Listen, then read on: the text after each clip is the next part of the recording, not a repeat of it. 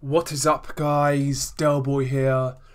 So, while Jermall Charlo fights another cherry pick, Danny Jacobs is going in there with another pound for pound level fighter.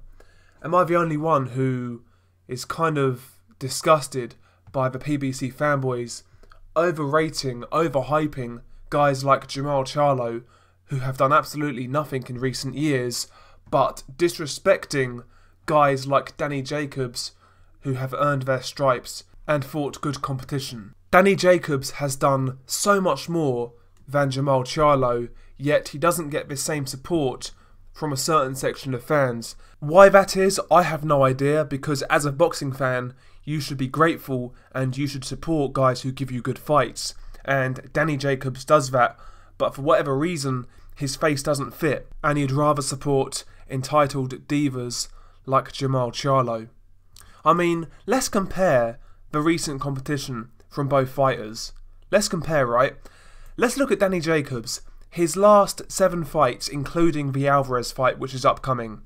In his last 7 fights, he's fought 2 guys who are rated in the top 10 pound for pound list in Gennady Golovkin and Canelo Alvarez. In his last 7 fights, he's fought 5 guys who have been undefeated, and in his last 7 fights, he would have fought 3 world title fights. Danny Jacobs has been putting in work. Danny Jacobs has been giving us good fights, with the likes of Peter Quillin, Gennady Golovkin, Selecki, Derevyanchenko, Canelo Alvarez. He's been giving us great fights and he's been fighting good competition. And as a boxing fan, ultimately, that should be all that matters. Danny Jacobs has been delivering. Fact. Let's look at Jermall Charlo. I mean, the last time Jermall Charlo, as a fan, gave me a fight I cared about was Julian Williams, and that was December 2016. We're April 2019 now, and the last time he fought a fight of consequence was December 2016. Yet this guy gets so much hype. People disrespect Danny Jacobs and rate this guy amongst the best at 160. I just don't get it. What's this guy done at 160? What's this guy done in recent years? Nothing. He hasn't done anything. Yet you place him above a guy like Danny Jacobs, who's put in work from a long time as well. I mean, he fought guys like Dimitri Pirog before Jermall Charlo was even relevant. Yes, he's lost a couple of fights, but it's because he's fought good competition. Danny Jacobs has given us fights we care about. Jermall Charlo hasn't done that in quite some time. And for all of you guys saying, well, Jermall Charlo's mandatory, he's going to get a shot at Canelo soon, don't bank on that. This is the WBC we're talking about.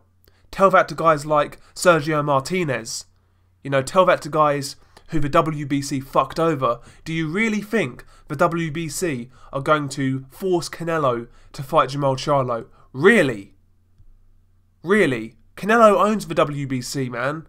He tells them when he wants to fight. He tells them who he wants to fight. Jermall Charlo ain't getting that shot anytime soon.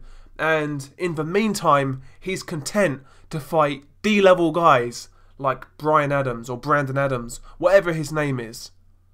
It's not good enough. It's not good enough. And I said this time ago, I said this a long time ago, this would happen. Jermall, he's going to sit back, he's going to rely on that mandatory position, and he's going to fight nobody in the meantime and waste his career. This guy, if he's not careful, is going to turn into the American Kell Brook. He's going to sit there, wait for fights to happen, and if they don't get made, his resume is going to look threadbare. That's what's going to happen. As I said before, Jermall Charlo needs to take some risks. I mean, there really is no excuse for this Brandon Adams fight.